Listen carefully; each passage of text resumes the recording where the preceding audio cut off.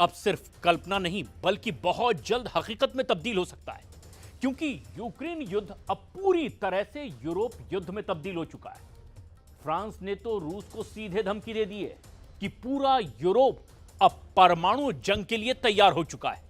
यहां तक कि बेल्जियम की राजधानी ब्रसेल्स में तो यूरोपियन यूनियन के 27 में से 25 देशों ने कसम खा ली है कि हम यूक्रेन को जंग किसी भी कीमत पर हारने नहीं देंगे। फ्रांस ने तो यहां तक कह दिया कि हम अमेरिका की मदद के बगैर ही रूस को हराने जा रहे हैं।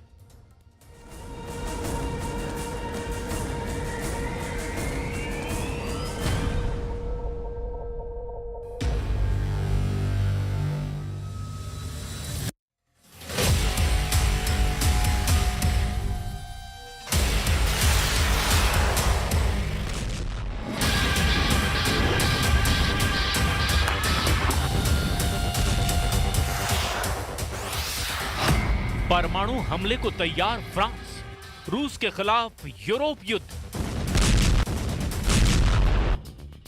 यूक्रेन युद्ध अब पूरी तरह से यूरोप युद्ध में बदल चुका है। राष्ट्रपति ट्रंप ने यूक्रेन को जिस तरह से रूस के सामने घुटने टेकने के लिए मजबूर कर दिया है, उससे पूरे यूरोप में खलबली मची हुई है। फ्रांस के राष्ट्रपति मैक्रो ने तो साफ कह दिया है कि हमें अपने वजूद के लिए रूस से आखिरी जंग करनी होगी, वो भी बिना अमेरिकी सहायता के। हम आपको दिखाने जा रहे हैं कि कैसे यूरोपियन यूनियन के 27 देशों ने रूस से आर पार की जंग करने का इरादा कर लिया है। साथ ही हम आपको ये भी दिखाएंगे कि कैसे बिना अमेरिकी सैन्य और आर्थिक मदद के फ्रांस, जर्मनी और ब्रिटेन यूक्रेन को जंग जिताने में जुटे हैं। सबसे बड़ी और हैरानी की खबर इस बार ये है कि यूरोपीय देश फ्रांस ने खुलेआम ऐलान कर दिया है कि रूस की तरफ से खतरा यूरोप की तरफ तेजी से बढ़ रहा है। उसकी वजह से अब बड़ी परमाणु जंग हो सकती है। जरा देखिए महज 18 घंटे के अंदर ही कैसे यूक्रेन जंग यूरोप जंग में बदल रही है और यूरोप जंग कैसे परमाणु जंग की तरफ तेजी से बढ़ती जा रही है। अब कल्पना से भी परे परमाणु युद्ध होने जा रहा है। यकीन करना मुश्किल है, लेकिन करीब 13,080 परमाणु हथियारों से एक ऐसे युद्ध की तैयारी शुरू हो चुकी है जिसमें शायद ही कोई देश अब विनाश से बच पाएगा। अमेरिका ने अपने घातक हथियार यूक्रेन को देने बंद कर दिए हैं। फ्रांस, ब्रिटेन और जर्मनी की अपील को भी अमेरिका पूरी तरह से अनदेखा कर चुका है। जबकि दूसरी तरफ पुतिन के रूस ने यूक्रेन के साथ साथ यूरोप से भी सीधी जंग की जबरदस्त परमाणु तैयारियां शुरू कर दी है।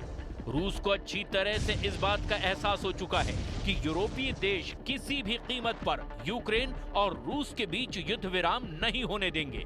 राष्ट्रपति जेलेंस्की ने लंदन में जिस तरह से यूरोप के सामने हाथ फैलाए हैं, उससे साफ हो चुका है कि यूक्रेन मरते दम तक यूरोप के हथियारों से युद्ध करने को तैयार है, चाहे फिर भले ही अमेरिकी हथियार ना मिलें।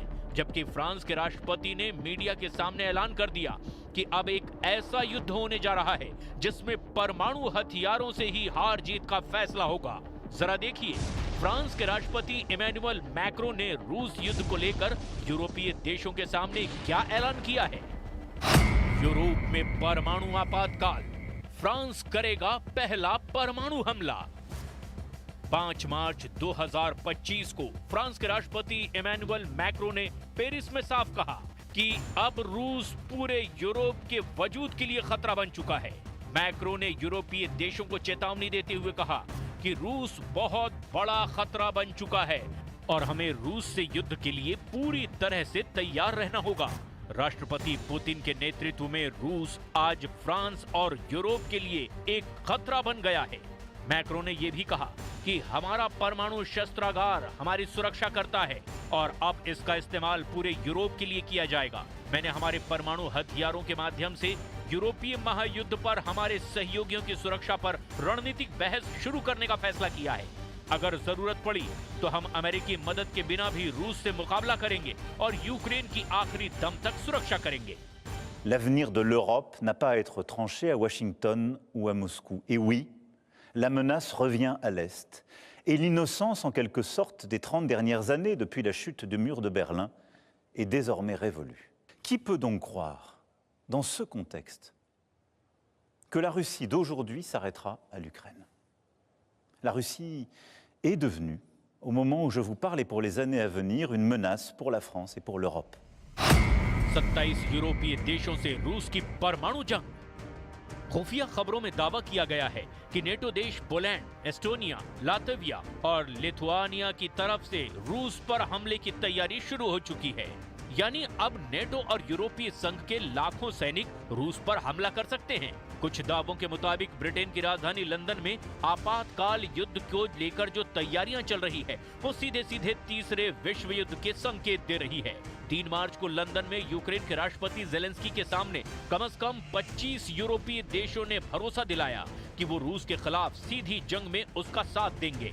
लेकिन फ्रांस ने जिस तरह से रूस के खिलाफ एटमी जंग की वकालत की है वो साबित करता है कि अमेरिका और यूरोप के बीच बड़ी खाई बन चुकी है। यूरोप को रत्ती भर भी राष्ट्रपति ट्रंप पर अब भरोसा नहीं रह गया है और यही वजह है कि अब रूस के खिलाफ यूरोप अपने दम पर बड़ी जंग करने जा रहा है। जरा देखिए, क्या यूरोपीय देश रूस से परमाणु जंग करने की स्थिति में हैं भी या नहीं। हम आपको बता दें कि भले ही यूरोपियन यूनियन में यूरोप के 27 देश हों, लेकिन इसमें 3 यूरोपीय देशों को छोड़कर बाकी यूरोपीय देशों में एक भी ऐसा देश नहीं है जो रूस के सामने 24 घंटे भी टिक पाए। फ्रांस और ब्रिटेन ही यूरोप के 2 परमाणु हथियारों से लैस देश हैं जो रूस को चैलेंज कर सकते हैं। फ्रांस का परमाणु हथियार हवा और समुद्र के रास्ते हमला करता है। फ्रांस के राफेल लड़ाकू जेट और परमाणु पनडुब्बियां फ्रांसीसी राष्ट्रपति के निर्देश पर तुरंत हमला कर सकती हैं। फेडरेशन ऑफ अमेरिकन साइंटिस्ट के अनुसार फ्रांस के पास अनुमानित 290 और ब्रिटेन के पास 225 परमाणु हथियार हैं, जबकि दुनिया के कुल परमाणु हथियारों का करीब 88% हिस्सा अमेरिका और रूस के पास है। अकेले रूस के पास ही 1,500 परमाणु मिसाइलें हैं जो 20,000 किलोमीटर तक दुश्मनों का सफाया कर सकती है। ऐसे में अगर फ्रांस और ब्रिटेन दोनों के परमाणु हथियारों को जोड़ दें तो कुल 515 परमाणु हथियार हैं जो रूस से सीधा मुकाबला नहीं कर सकते। अगर फ्रांस अपने 290 परमाणु हथियारों को पूरे यूरोप में तैनात करेगा तो फ्रांस खुद रूस के परमाणु हथियारों से नहीं बच पाएगा। इधर दूसरी तरफ ट्रंप और पुतिन की नजदीकियों ने यूक्रेन जंग को बेहद खूनी बना दिया है। हालात ये हैं कि रूस ने पिछले 48 घंटे में यूक्रेन के बहुत बड़े इलाके पर हमले शुरू कर दिए हैं। रूस के टैंक, तोप और पैदल सेना की दर्जनों ब्रिगेड ने यूक्रेन के उन इलाकों पर कब्जे शुरू कर दिए हैं जहां रूस की स्थिति अभी तक मजबूत नहीं थी। अब रूस को ये भी एहसास हो चुका है कि राष्ट्रपति के आदेश पर अमेरिकी सेना यूक्रेन की मदद नहीं करेगी, जिसका फायदा रूस उठाने लगा है। कुछ वॉर एक्सपर्ट्स का ये भी दावा है कि पुतिन का रूस 1/4 यानी 25% यूक्रेनी इलाकों पर कब्जा करने के बाद ही जंग रोकेगा। Well, no, I wouldn't trust Putin, which is why I want a security guarantee. I wouldn't trust him not to come again because he's proven that he will come again. He's already done it. And we know what his ambitions are. But that is precisely why we need a guarantee to the deal. There's no point in a deal that falls apart after a number of months or years. यही वजह है कि रूस के खूनी हमले और Europe पर मंडराते तीसरे विश्व युद्ध के खतरे को देखते हुए कई नेटो और यूरोपीय देशों ने चेतावनी दी है कि अगर रूस से जंग करनी है तो आखिरी युद्ध करने को तैयार हो जाओ। रूस और बेलारूस से सटे पोलैंड पर रूसी हमले का सबसे बड़ा खतरा मंडरा रहा है। पोलैंड के प्रधानमंत्री डोनाल्ड टस्क ने पूरे यूरोप से अपील की है कि रूस से डरे नहीं, वरना पुतिन यूरोप को निगल जाएंगे। नेटो और यूरोपीय देशों में शामिल पोलैंड के पीएम डोनाल्ड टस्क ने रूस से बड़े और लंबे युद्ध को देखते हुए बहुत बड़ा बयान दिया है। पोलैंड के पीएम डोनाल्ड टस्क ने साफ कहा है कि यूरोप साहस की कमी से जूझ रहा है। यूरोप में 50 करोड़ यूरोपियन हैं, तो फिर 30 करोड़ अमेरिकियों से वो मदद क्यों मांग रहे हैं? ये वाकई यूरोप के लिए शर्मनाक है। हम 50 करोड़ यूरोपियन 14 करोड़ रशियन से अपनी सुरक्षा के लिए अमेरिका का मुंह क्यों ताक रहे हैं? अगर अभी भी यूरोप ने रूस से मुकाबला करने का साहस नहीं दिखाया तो यूरोप का वजूद खतरे में पड़ जाएगा। पोलैंड के प्रधानमंत्री डोनाल्ड टस्क ने 2 टूक कहा कि पश्चिम देश पुतिन के ब्लैकमेल के आगे नहीं झुकेंगे। लेकिन इधर कुछ यूरोपियन और नेटो देशों ने यूक्रेन जंग में रूस के खिलाफ युद्ध करने का विरोध भी शुरू कर दिया है। यूक्रेन के सपोर्ट के मुद्दे पर यूरोपियन यूनियन यानी ईयू के अंदर ही दरार नजर आने लगी है। स्लोवाकिया के प्रधानमंत्री रॉबर्ट फिको का कहना है कि वो यूक्रेन को आर्थिक और सैन्य तौर पर मदद नहीं देंगे। यूक्रेन कभी भी सैन्य ताकत के दम पर रूस को बातचीत के टेबल पर नहीं ला पाएगा। हंगरी के प्रधानमंत्री विक्टर ओरबान ने भी जेलेंस्की के खिलाफ अमेरिकी राष्ट्रपति ट्रंप का सपोर्ट किया है। व्हाइट हाउस में दोनों के बीच हुई बहस के बाद उन्होंने ट्रंप को मजबूत और जेलेंस्की को कमजोर कहा है। Europa jako całość naprawdę jest w stanie wygrać każdą konfrontację finansową, gospodarczą, militarną z Rosją. Jesteśmy po prostu silniejsi. Tylko musieliśmy zacząć w to wierzyć i dzisiaj to się chyba dzieje. अभी तक की स्थिति को देखते हुए साफ कहा जा सकता है कि रूस से सीधी जंग करने से पहले ही यूरोपियन यूनियन और नेटो में भगदड़ मचनी शुरू हो चुकी है। लेकिन रूस इस मौके को अब खाली नहीं जाने देगा। ये बात तो बिल्कुल तय है। वो यूक्रेन भी जीतेगा और यूरोप को भी रौंदेगा।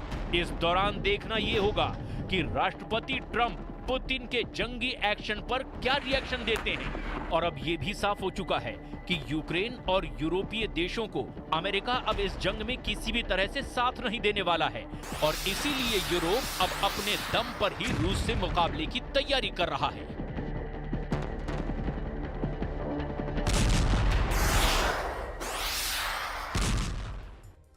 अमेरिका के राष्ट्रपति ट्रंप ने हमास को अब आखिरी चेतावनी दे दी है। ट्रंप ने हमास को गाजा से भाग जाने या फिर वहां मिट जाने की धमकी दे दी है। ट्रंप ने दावा किया है कि हमास का एक भी लड़ाका अमेरिका से अब बच नहीं पाएगा। उधर नेतन्याहू ने भी गाजा में दोबारा हमले के लिए नए आर्मी चीफ की तैनाती कर दी है। एयाल जमीर को इजराइल डिफेंस फोर्स का चीफ बनाया गया है, जिन्होंने शपथ लेते ही हमास को बर्बाद करने की कसम खाई है।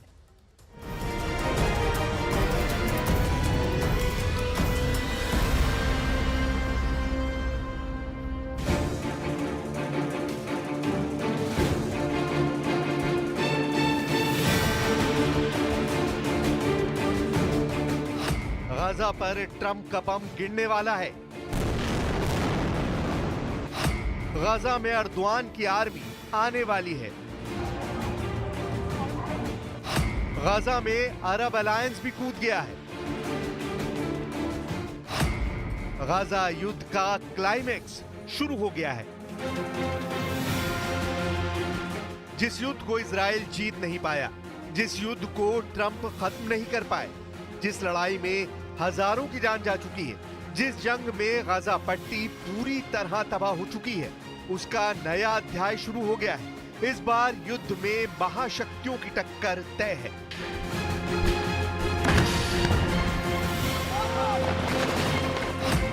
इस बार युद्ध में इजराइल है, उसके साथ अमेरिका है, दूसरी तरफ हमास है, ईरान है, तुर्की है, अरब अलायंस है। मतलब महायुद्ध ऐसा जिसकी किसी ने कल्पना तक नहीं की होगी। भीषण और भयावह युद्ध का माहौल बन गया है। 2 साल से चली आ रही जंग में अब हदें पार होंगी, क्योंकि रातों रात ट्रंप ने मूड बदल लिया है। अमेरिका के सुप्रीम लीडर की लास्ट वार्निंग ऐसे वक्त में आई है जब गाजा को लेकर खाड़ी देशों ने नया वॉर प्लान बनाया है। ऐसे वक्त ट्रंप ने तहलका मचाया है जब तुर्की भी खुलकर ललकारने लगा है। ट्रंप की दी डेडलाइन भी खत्म हो चुकी है। अभी तक हमास बंधकों को रिहा नहीं किया गया है, इसलिए अमेरिका ने अब हमास को होश में लाने का मिशन ऑन कर दिया है। व्हाइट हाउस प्रेस सचिव कैरोलिन लेविट को सुनिए। अमेरिका हमास लीडर्स से सीधे संपर्क में है।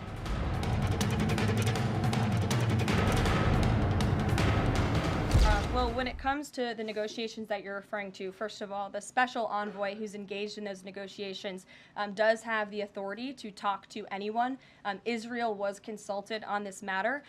And look, dialogue and talking to people around the world to do what's in the best interest of the American people is something that the president has proven is what he believes is good faith effort to do what's right for the American people. 4 मार्च को Netanyahu ने Hamas को last warning दी थी। Netanyahu ने बयान में कहा था कि बंधकों की रिहाई नहीं हुई तो हमास को धरती से मिटा दिया जाएगा। इस धमकी के 24 घंटे गुजरे होंगे कि ट्रंप ने नेतन्याहू की बात दोहरा दी। प्रेसिडेंट ट्रंप का गुस्सा तब भड़का जब उन्होंने हमास के कब्जे में रहे इजरायली नागरिकों की दर्दनाक आपबीती को जाना। ट्रंप ने सोशल प्लेटफॉर्म ट्रुथ पर लिखा, सभी बंधकों को अभी रिहा करो, बाद में नहीं, और जिन लोगों की आपने हत्या की है उन सभी शवों को तुरंत वापस कर दो, नहीं तो सब कुछ आपके लिए खत्म हो जाएगा। जैसा मैं कह रहा हूं, अगर तुमने वैसा नहीं किया तो हमास का एक भी मेंबर नहीं बचेगा। ये तुम्हारे लिए आखिरी चेतावनी है। हमास के नेताओं का गाजा छोड़ने का समय है। आपके पास अभी भी मौका है। अमेरिका की धमकी पर संदेह नहीं किया जा सकता। इजराइल के इरादे पर कभी डाउट नहीं किया जा सकता। दोनों देश दुश्मनी करने और निभाने के मामले में खूंखार हैं। ट्रंप ने पहले ही साफ कर रखा है कि वो क्या करेंगे, इसका तो उन्हें पता है, लेकिन नेतन्याहू क्या कर सकते हैं इसका अंदाजा उन्हें भी नहीं है। I would take a different stance, but it depends. Look, it depends what Bibi's going to do. It depends what Israel's going to do. But Netanyahu clear कर चुके हैं कि वो क्या करेंगे। इजराइल सेना के नए चीफ की तैनाती ने ही सारे कयासों को खत्म कर दिया है। नेतन्याहू इजराइल डिफेंस फोर्सेस के नए चीफ जनरल एयाल जमीर के शपथ ग्रहण समारोह में मौजूद रहे। इस समारोह में हमास के खात्मे का ऐलान किया गया है। אם חמאס לא ישחרר את החטופים, אנחנו נחזור ללחימה, והם יפגשו את צה"ל בעוצמות ובדרכים שהם לא הכירו עד להכרעה מוחלטת. לא נאפשר לחמאס לעולם לשלוט בעזה. इजराइल कार्ड्स ने हमास को मिटाने का ऐलान किया तो जनरल जमीर ने दुश्मनों के खिलाफ नए वॉर प्लान तैयार होने का दम भरा। לא נסלח ולא נשכח. זוהי מלחמת קיום. נמשיך במערכה להחזרת חטופינו ולהכרעה. המשימה שמוטלת עליהם היום היא ברורה. להוביל את צה"ל לניצחון. पीएम नेतन्याहू रक्षा मंत्री इजराइल कार्ड्स की मौजूदगी में जनरल जमीर गाजा युद्ध के नए एपिसोड के शुरू होने की तस्दीक कर चुके हैं। जनरल जमीर को हमास से युद्ध का अच्छा खासा अनुभव है। इजरायली सेना की वेबसाइट के मुताबिक जमीर 2018 से 2021 तक सेना के डिप्टी चीफ ऑफ स्टाफ रहे थे। जनरल जमीर एक बार आईडीएफ की दक्षिणी कमान को लीड कर चुके हैं। यही कमान गजा सीमा सहित सैन्य संचालन और रक्षा के लिए जिम्मेदार होती है। जनरल जमीर पहले नेतन्याहू के सैन्य सचिव भी रहे हैं। 2022 में चीफ ऑफ स्टाफ बनाए गए हर्जी हलेवी के इस्तीफे के बाद जमीर को जिम्मा सौंपा गया है। जनरल एयाल जमीर 6 मार्च से फुल एक्शन में आ जाएंगे। जनरल जमीर पीएम नेतन्याहू के भरोसेमंद है। उन्हें नेतन्याहू 2 बार पहले भी आईडीएफ चीफ बनाने का मन बना चुके थे। हालांकि तब उनसे सीनियर जनरल को तवज्जो दी गई, मगर हर्जी हलेवी के आर्मी चीफ रहते हुए भी जनरल जमीर अहम मौके पर नेतन्याहू के साथ देखे जाते रहे हैं। इजराइल के रक्षा मंत्री ने भी जनरल जमीर की जमकर तारीफ की है। हमास से युद्ध का लंबा अनुभव रखने वाले जनरल को युद्ध की कमान सौंपकर नेतन्याहू ने बाजी पलट दी है। उधर इजराइल विरोधी गुट भी सुपर एक्टिव हो गया है। मिस्र ने गजा के लिए एक नई योजना बनाई है। मिस्र का प्लान ट्रंप के गजा रिवेरा से अलग है। मिस्र ने ट्रंप की तरह गजा के लोगों को दूसरे देशों में भेजने की बात नहीं कही। हालांकि मिस्र ने भी हमास से गजा का कंट्रोल वापस लेने का प्रस्ताव दिया है। मिस्र के प्लान में अरब, मुस्लिम और पश्चिमी देशों को गजा का कंट्रोल मिलेगा। अरब लीग समिट में मिस्र ये प्लान पेश करने जा रहा है। वहीं हमास ने साफ किया है कि मिस्र के प्लान के बारे में उसे कुछ मालूम नहीं। हमास लीडर सामी अबू जुहरी ने दावा किया है कि गजा में वही